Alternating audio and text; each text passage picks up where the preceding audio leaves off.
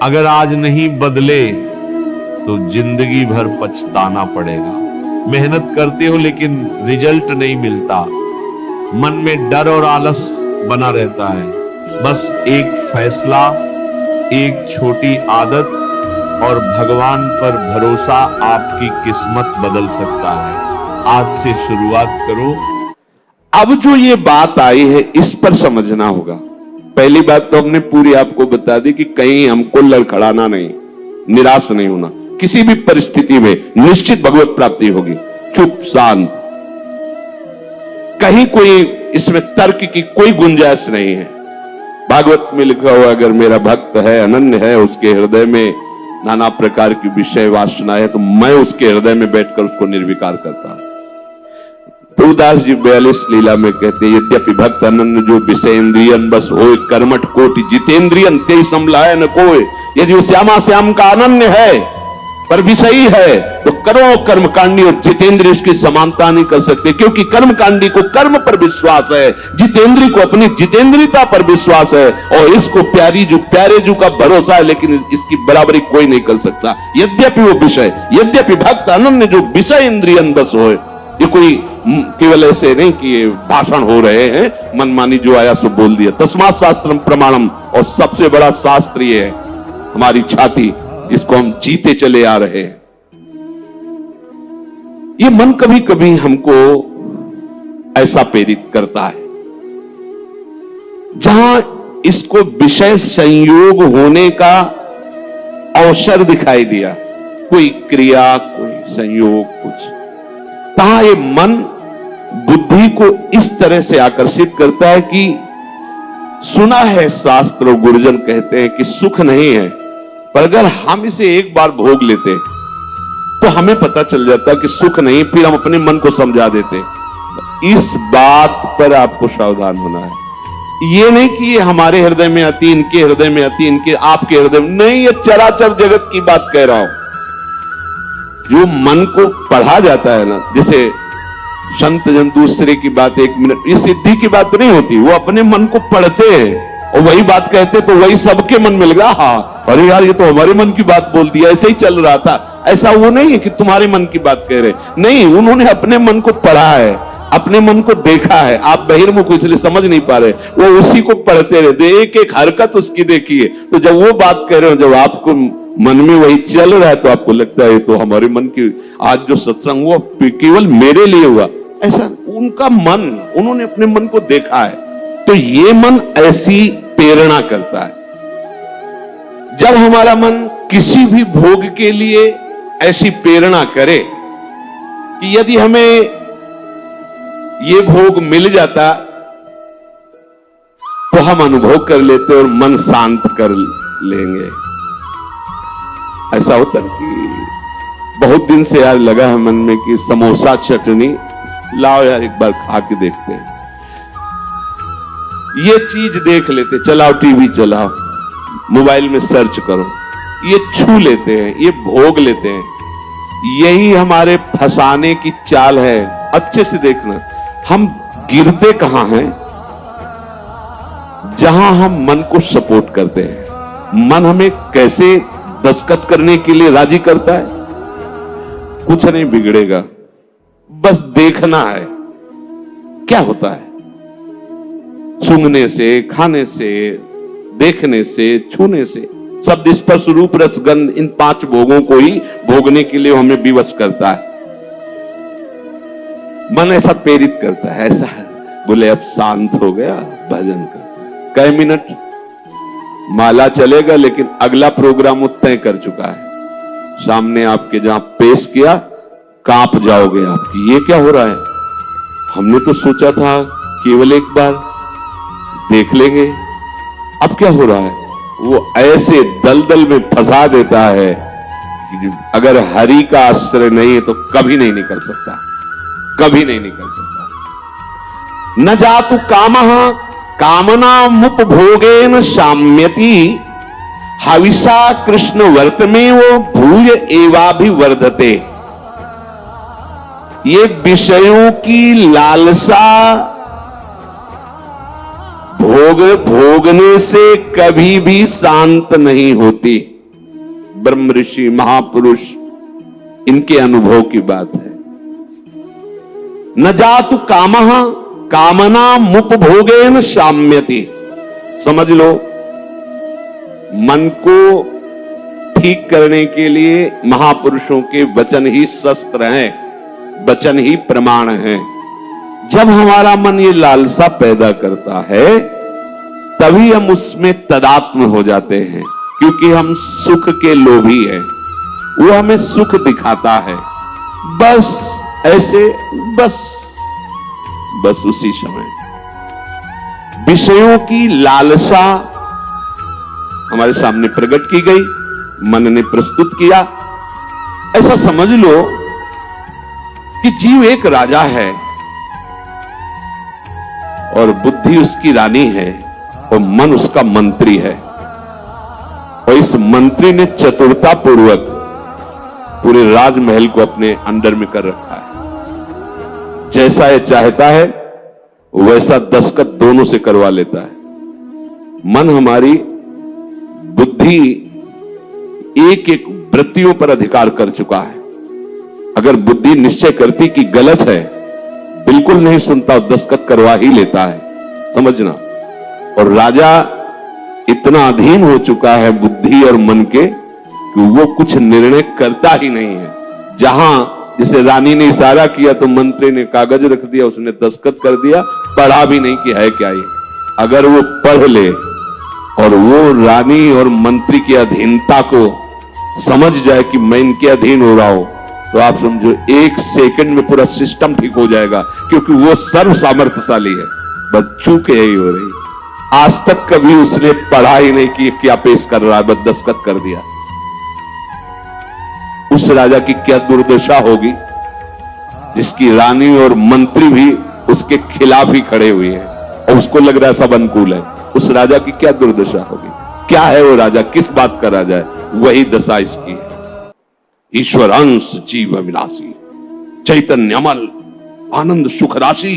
वो जीवात्मा बुद्धि की प्रियता में, मन की सलाह में फंसकर निकृष्ट भोगों में, कहां आनंद राशि, कहां चिदानंद घन स्वरूप और कहां मलिन प्राकृतिक भोग, हर में दस्तखत। सोच ही नहीं पा रहा है। ये लो, मांस लो, मदिरा लो, व्यभिचार लो, ये सब में दस्तखत। यही दुर्दशा हो रही है।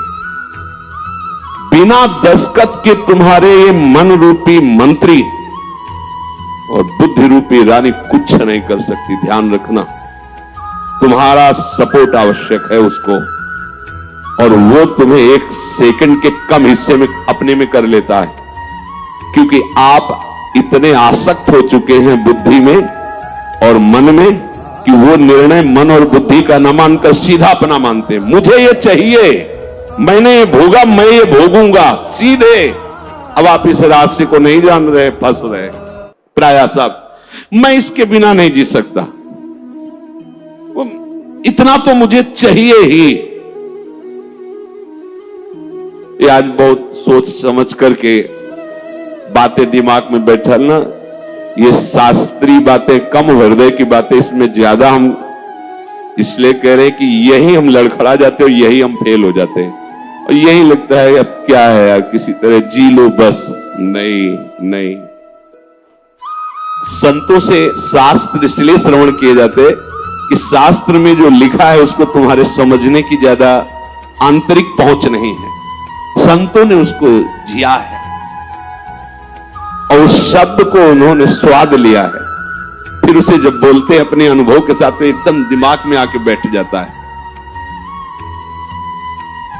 एक बार भी जिस इस देश में उतर गया भोगने के लिए, सिर्फ एकमात्र हरि के चरणारविंद है कि वापस ला सकते, दूसरे की सामर्थ्य नहीं। ये ऐसा दलदल है जो धंसता ही चला जाएगा, डूब जाएगा, नहीं निकल सकता। और नहीं निकल पाए आज तक, पूरे अनादि जन्म व्यतीत हो गए। आज हरि कृपा से, गुरु कृपा से साधु संग प्राप्त हुआ है, तो हमें ऐसे दलदल से निकाल कर ऐसे स्वच्छ और सुरक्षित स्थान पर उन्होंने खड़ा कर दिया। तो आप सब ध्यान दीजिए, ये मन आपको कैसे फंसाता है। ये आपके सामने आपकी कमजोरी पा गया है। क्या? जीव सुख समुद्र का अंश है, वो केवल सुख चाहता है। ये कमी पा चुका है, इसको सुख चाहिए, और सलाह और दिशा दोनों गलत हो गई। सलाहकार मन प्रकृति से मिला हुआ है और दिशा विषय भोगों की तरफ चली गई। अब ये जिस विषय को कह देता है ये स्वीकार कर लेता है। अब इस बात को आपको काटना होगा। वो आपके सामने लालसा पेश करेगा सुख भोग की। अज्ञानी कभी इससे नहीं निकल सकता, ध्यान रखना। और भक्त कभी अज्ञानी नहीं होता। बड़े बड़े भक्तों को देख लीजिए।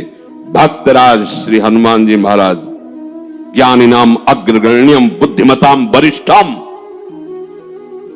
भक्तराज गरुड़ जी, जिन पर भगवान स्वयं आसन लगाते बैठते हैं। गरुड़ महाज्ञानी गुण राशि। अब भक्त को कोई कहे कि ये तो अज्ञानी, भक्त परम ज्ञानी होता है। दोनों पक्षों का ज्ञान होता है, प्रेम का भी और आत्मस्वरूप के बोध का भी। यानी एक पक्ष केवल आत्मस्वरूप का बोध और मुक्त हो गया, और भक्त मुक्त होते हुए भी मुक्ति को न स्वीकार करके आगे बढ़कर भगवत प्रेम राज्य में प्रवेश पाता है। न जातु कामः कामानामुपभोगेन साम्यति। ये बात बैठा लिए भाई। ये जो मन आपको पेश कर रहा है कि ये क्रिया हो जाती, ये भोग मिल जाता तो मुझे शांति मिल जाती और फिर मैं आराम से बैठ के भजन करता। सावधान रहना, ये दुश्मन आपको प्रलोभन में फंसा कर ऐसे दलदल में ले जा रहा है जहां केवल हरि बचा सकते, दूसरा नहीं। केवल हरि, दूसरा नहीं। विश्वास करना, दूसरा कोई नहीं बचा सकता इस दलदल से, क्योंकि आप बचना ही नहीं चाहेंगे। ये ऐसी मृत्यु है कि इससे आप हंसकर गले लगाएंगे, इसके लिए तड़पेंगे। ये न भयावह नजर आएगी और न एक कटु नजर आएगी, पर ये जहर से भी ज्यादा कटु है और मृत्यु से भी ज्यादा भयावह है। ये भगवती माया का जो आकर्षण है। उस समय अगर कोई बचा सकता है तो केवल हरि, दूसरा नहीं। हविषा कृष्ण वर्त में वो भूय एवाभिवर्धते। जैसे अग्नि में घी डालते जाओ तो अग्नि प्रज्वलित ही होगी, बुझेगी नहीं। ऐसे ही तुम्हारे सामने मन की जो जो भेजी हुई भोग लालसाएं हैं, अगर उनको तुम स्वीकृत करते गए तो तुम्हारी कामना तुम्हारा नाश कर देगी, तुम्हारा पतन कर देगी, दुर्गति प्राप्त हो जाएगी। न चेन्द्रियाणाम भोगाभ्यासेन वै तृष्णम कर्तुम शक्यम कस्मात्। भोगों के भोगने से विषयासक्ति, इंद्रियों की भोग चंचलता बढ़ती है। अतः कभी भी भोग भोगने से सुख और शांति नहीं प्राप्त हो सकती। वो महापुरुष जो भूत भविष्य वर्तमान तीनों कालों का ज्ञान रखने वाले हैं, और ऐसा ही आप भी अनुभव करके देख चुके हैं। जो गृहस्थ में है या जो विरक्त है, तो अभी विरक्त हुए हो 10-5 वर्ष से, अनादिकाल से भटक रहे हो, तो विषयों में ही तो भटक रहे हो। केवल अभी ये लगता है आपको, ये नया स्वप्न है तो लगता है कि हमारा जन्म पता नहीं हुआ कि नहीं हुआ, हमने तो जीवन में कभी भोगा नहीं। अरे बहुत पुराने हो, पुराण पुरुष पुरुषोत्तम के अंश हो, तो तुम भी पुराण सनातन हो। अब इस भोगाभ्यास की तरफ कदम यदि बढ़ाया तो जीवन संकट में फंस जाएगा। इसको रोकने से बात बनेगी, ना से बात बनेगी, हां से नहीं। इसमें हां नहीं। ये इतना जिद्दी स्वभाव का मन है कि लाखों बार तुम ना करोगे तो उसके ऊपर भी हां कराने की कोशिश करेगा वो। ये हारने वाला नहीं। अगर आप ना ही करते रहे तो आपके अधीन होकर मंगल मूर्ति हरि का स्वरूप हो जाएगा। ये भी ध्यान रखना। पर इसकी ना के बाद जो इसकी व्यथा पैदा होती है, उसको सहना किसी महात्मा के बस की बात है, विषयी भोगी पुरुषों की नहीं। अगर उसे कोई, जब मन को ना कहा जाता है और फिर वो जो व्यथा पैदा करता है, उस व्यथा को जो सह जाता है, वही परम पद का अधिकारी होता है। यम ही न व्यथ्यन्ते ते पुरुषम पुरुषर्षभ सब दुखा सुखाधीरम स्वमृतत्वाय कल्पते। वो अमृत पद का अधिकारी हो जाता है। आप अमृत पद के अधिकार के लिए ही निकले, इसलिए सहना पड़ेगा। और वास्तविक सहना है ही नहीं, भ्रम है। अगर थोड़ा सा विवेक जागृत हो जाए तो हंसकर निकल जाओगे, कोई जलन नहीं, कोई परेशानी नहीं, ये केवल माना हुआ है। जो हम देख रहे हैं कि सामने वो सर्प है, वो है रस्सी। हम बड़े बड़े मंत्रवेत्ता बुला रहे हैं, बड़े बड़े अनुष्ठान कर रहे हैं, उससे क्या होगा? वहां कोई फर्क पड़ने वाला है? कदम नहीं बढ़ रहा, डर रहे, पर है क्या रस्सी। एक का जब पता चला तब एकदम भय खत्म हो गया। कुछ नहीं, मेरा गोविंद ही सब रूपों में लीला कर रहा है। जहां ये असलियत पता चला तो कोई क्लेश नहीं, कोई हंसी आएगी, अपने ऊपर हंसी आएगी। का था जैसे ठूठ को भूत मानकर भयभीत हो रहे, पर जब नजदीक गए तो हंसी आएगी। इसको भयभीत, ये तो लकड़ी का ठूठ है। इसको न चेन्द्रियाणाम भोगाभ्यासेन वै तृष्णम कर्तुम शक्यम कस्मात्।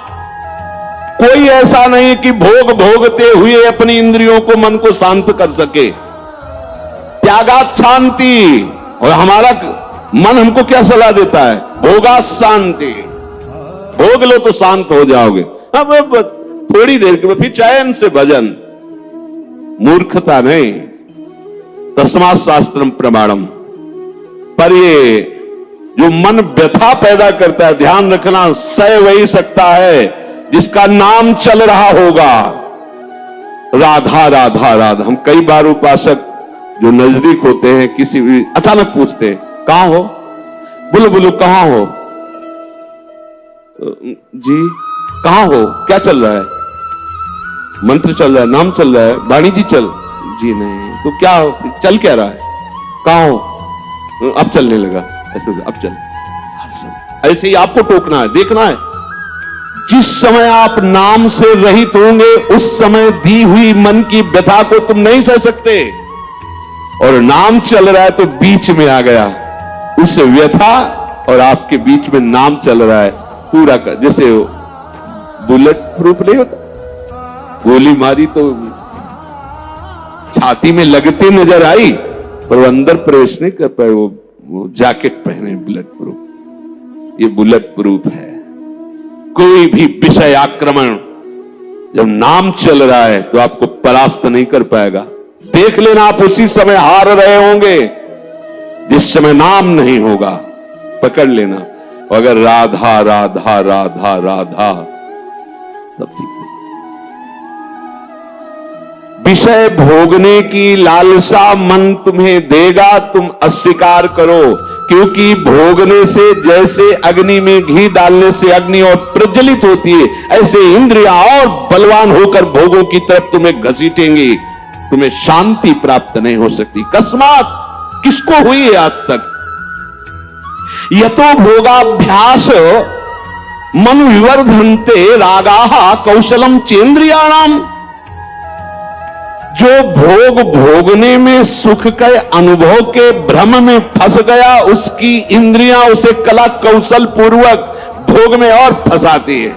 ऐसे ऐसे करो, ऐसे करो, उसको उसको ऐसा वैसा नष्ट कर देती। माला लिए बैठा है, सोच कितना गंदा। ध्यान में बैठा है, चल कहां रहा है? पूजा कर रहा है, कर क्या रहा है अंदर से? क्या हुआ? ऐसा क्यों हुआ? क्योंकि भोगाभ्यास, इंद्रियां बलवान होकर के अपने अधीन कर लिए उसको। यद्यपि मृषा, बात झूठी है, कैसे अधीन हो सकता है? पर छूटत कठिनाई, बहुत विवेक की आवश्यकता है। अब और सुख प्राप्ति की इच्छा बढ़ती चली जा रही तो व्यभिचार शुरू हो गया, पापाचार शुरू हो गया, भूल गया मर्यादा, पशुता आ गई, राक्षसी प्रवृत्ति आ गई। और सोच रहा था कि शांति मिल जाएगी ऐसा करने, और ऐसा शांत फिर हो जाता है कि उसे एक ही बात समझ में आती कि अब शरीर ही छोड़ दे तो अच्छा है। ऐसी स्थिति आ जाती है, घृणा हो जाती है उसको अपने जीवन से। जीना उसके लिए नरक लगने लगता है कि ऐसा जीवन, क्या जीवन। पर अब विवेक काम नहीं करता, क्योंकि इंद्रियों ने अधीन कर लिया है। बिखर पर्यो मन समटत नाही, इंद्र ने लीनो जीत, इंद्रियों ने जीत लिया। तस्माद अनुपाय सुखस्य भोगाभ्यास, बस वो इसी सुख का चिंतन करता रहता है, भोगाभ्यास। ऐसे पूरा जीवन इसी में, भोग सामग्री एकत्रित करना, उसको भोगना, अधिक से अधिक भोग सामग्री एकत्रित करना, उसको भोगना, बस इतना ही जीवन। देख लो जो सत्संग विहीन है, भगवत विमुख, देख लो इतना ही जीवन है। भोगाभ्यास, भोग सामग्री संग्रह, बस उसको भोगना, यही जीवन। ये तो पशु भी कर रहे हैं, खान पान निद्रा भय हार में तुम। बोले जो, बहुत ध्यान से सुना, अभी शांत बैठा था और मन ने भोग लालसा उसके सामने रखी, वो तदात्म हो गया और भोग करके अब सुख शांति प्राप्त करने की इच्छा में सम्मिलित हो गया। बोले उसकी ऐसी दुर्दशा हो गई, सा खलवयम वृश्चिक विषभीत इवासी विशेषण दष्टो या सुखार्थी विषयानुवासितो महति दुख पंके निमग्नो इति। बिच्छू के डंक के जहर से बचने के लिए उसने अपने हाथ को सुरक्षित समझा सांप के बिल में डालना। अब उसकी क्या दुर्दशा होगी। भाव इसका, थोड़ी सी जलन दे रहा था जब हम कह रहे थे ना, हम उस बिच्छू के डंक जैसी बात को नहीं सह पाए, और जब विषय भोगा तो कैसा, जैसे सांप के बिल में उसके मुंह में हाथ लगा देना। अब वो जो सांप काटा, अब बहुत 45 मिनट जियोगे, अगर इंजेक्शन सही नहीं मिला तो मरी जाओगे, क्योंकि वो कोबरा का जहर पूरे शरीर में फैल जाएगा। और ये एक कोबरा नहीं, हमारे अनंत कोबरा डसते रहते दुर्वासना के। समझिए, पहले शांत था, भोग लालसा प्रकट हुई, जलन हुई, जब आपने उसे ना कहा तो वो जलन जो हुई, अगर उसको नहीं सह पाए और भोगाभ्यास में उतर गए, तो ऐसा समझ लो कि बिच्छू के डंक के भय से बचने के लिए सांप के बिल में हाथ डाल दिया। शास्त्र कहे सा खलवयम वृश्चिक विष भीतो इवासी विशेषण दष्टो या सुखार्थी विषयानुवासितो महत दुख पंके निमग्न। अब वो महा दुख में फंस गया।